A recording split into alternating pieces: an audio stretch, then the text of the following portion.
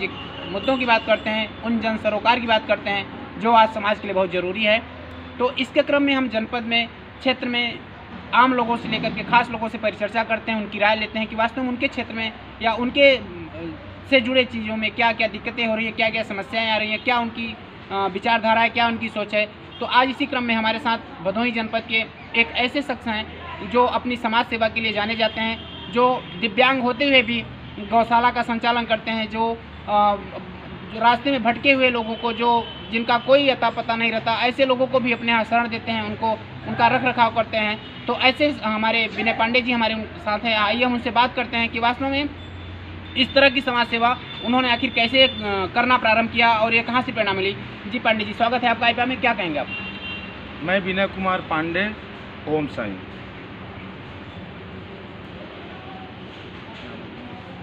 दोनों पैर से दिव्यांग हैं। हम 15 साल के बाद अपने वतन में आया, घर पे आया, गांव देश में आया, और माँ बाप ने हमको अलग कर दिया, एक दिव्यांग लड़के को। लेकिन तब पर भी मैं अपनी हिम्मत नहीं हारा।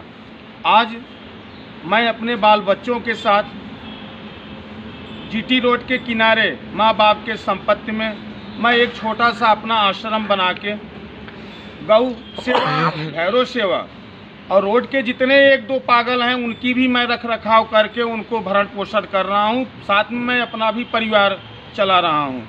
और आज हमें सरकार से कोई सहायता नहीं मिल रहा है। तो इसमें जैसे कि आपको ये प्रेरणा कहाँ से मिली? आप गौशाला, आप खुद दिव्यांग हैं, आप खुद परेशान व्यक्ति हैं, लेकिन फिर भी आप यहाँ पे गायों की सेवा करते हैं। कुत्ता आपने काफ़ी संख्या में पाल रखा है, और जो बाहर के सड़क पे कुछ विक्षिप्त लोग हैं उनको भी आप अपने यहाँ रखते हैं, उनकी सेवा करते हैं, उनका खान पान व्यवस्था करते हैं। आखिर ये कहाँ से प्रेरणा मिली आपको? जब मैं अपने यहाँ आया सन 2015 में, तो हमारे बड़े साले ने एक हमको गाय दिया, गौ माता को दिया। बोला पांडे बाबा इसको आप ले जाइए, सेवा करिए। और वही गौ की सेवा करते करते आज हमें गौ सेवा करने के बाद इतना आनंद आया कि एक गौ से आज हमारे यहाँ 8 गौ हैं, जिसमें 4 गीर गायें और फिलहाल और भी हैं। लेकिन जब हमारे यहाँ बसंत पंचमी 21 जनवरी 2018 के दिन हमारे यहाँ जब नंदनी गीर गाय पैदा हुई तो मन मांगी मुराद पूरी हो गई। उसी दिन से हमारे मन में ये चाहत हो गया कि सबसे बड़ा गौ सेवा है, गौ से सेवा से बढ़ के कोई सेवा नहीं है। इसके बाद जो है हमारे यहाँ इस समय 21 ठो स्वान है, जिसको कुत्ता बोलते हैं कलयुग में। फिलहाल मैं नहीं बोलता, मैं तो स्वान भैरव बोलता हूँ। आज उन लोग भी हमारे यहाँ पड़े हैं। तो हो सकता हो आज उन्हीं के बदौलत गौ माता की सेवा से, भैरव बाबा की सेवा से आज हमारे ऊपर इतनी बवाल आते हुए भी लेकिन हमको हिला नहीं पाया। तो सरकार की तरफ से कुछ योजनाओं का लाभ आपको मिल रहा है? सरकार की तरफ से जैसा कि आप गौ सेवा भी कर रहे हैं, स्वान का भी आपने संरक्षण किया हुआ है, और आप खुद दिव्यांग हैं, तो सरकार की तरफ से आपको क्या क्या सुविधाएं मिली हैं? अगर नहीं मिली तो क्या दिक्कत है? सरकार की तरफ से हमें आज तक कोई सेवा नहीं मिला। मैं 100% दिव्यांग भी हूँ। आज तक हमें पेंशन नहीं मिला। आवास तो बहुत दूर है, हमें रहने के लिए घर भी नहीं है। मैं टीन के नीचे रहता हूँ अपने बाल बच्चों को लेके। तो आखिर इसकी मुख्य वजह क्या बनी? आप अपने यहाँ की जिम्मेदारों से इसकी बात नहीं करी? माँ बाप तो हमको 2015 से ही अलग कर दिया। विचाराधीन मुकदमा ज्ञानपुर कोर्ट में चल रहा है। इसके पहले मीडिया वाले आए थे, यही आईपा वाले, हमने अपना जो है सब कुछ उनको बयान किया था। तो उसी समय से आज तक कोई निर्णय नहीं निकला। तो भाई आज हमारे कर्मों का दोष है। नहीं, आपने इसके लिए प्रधान से या अधिकारियों से नहीं बात करी? हमको आवास नहीं मिला, हमारा पेंशन नहीं मिला, ये सब चीज़ें? वर्तमान में अभी 2021 में मान लीजिए गांव के नए प्रधान बने हैं बड़े दिन कन्नौजिया। इसके पहले हमारे छोटे अनुज विवेक कुमार पांडे गांव के प्रधान थे। मेरा आवास आया भी था, लेकिन मेरे छोटे अनुज ने वो आवास कैंसिल करवा दिया। तो इसकी शिकायत आपने अधिकारियों से नहीं करी?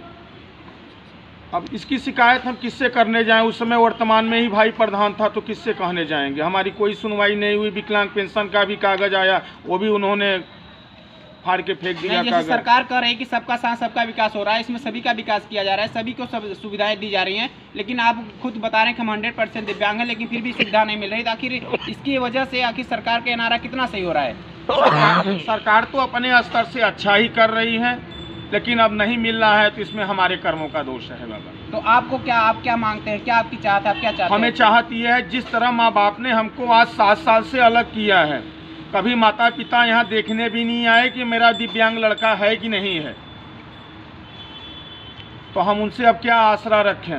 तो गौशाला के बारे में क्या, आप गौशाला के गौओं की संख्या और बढ़ाएंगे, आप इसको और बृहद बनाएंगे कि बस इस पर रोकेंगे? अगर सरकार हमारी मदद करेगी तो यह गौशाला, तो हम भव्य गौशाला यहाँ हम करना चाहता हूँ और सभी गिर गाय ही रखना चाहता हूँ, लेकिन जब इसमें हमारी सरकार मदद करेगी तब, इसलिए कि उनका चारा इतना महंगा हो गया है कि मैं अब अपना बच्चों का पेट भरूं कि गौ का पेट भरूं, लेकिन जहाँ तक हो रहा है गौ माता के आशीर्वाद से हमारे सभी कार्य हो रहे हैं।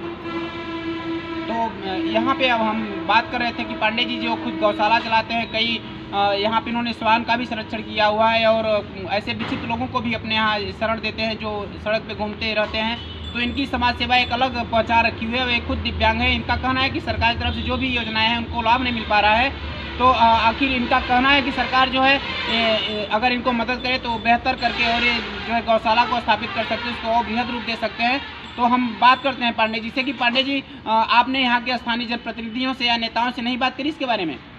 अभी मैं कुछ दिन पहले की बात है, अपने ज्ञानपुर विधानसभा के विधायक विजय मिश्रा जी के पास गया। मैंने उनकी अपनी सारी हालातें सुनाई, लेकिन उन्होंने हमारी भी अनादर करके हमें भगा दिया। तो हम किसके पास जाएं? हमारे यहाँ के वर्तमान के विधायक हैं आज भी वो, जब वो हमारी अनादर कर दिए, हमारी बेइज्जत किए, मैं उसी दिन से कसम खा लिया कि आज के बाद मैं किसी के यहाँ नहीं जाऊँगा, क्योंकि मेरा सबसे बड़ा भगवान है गौ माता है। तो यहाँ पे सरकार गौशाला के लिए तो काफ़ी बहुत जगह गौशाला खोल भी रखी है, तो आपको वहाँ पर अधिकारियों से बताना चाहिए कि हमने इतने गौशाला गाय रखी हुई है, उसके लिए सरकार कुछ मदद करे।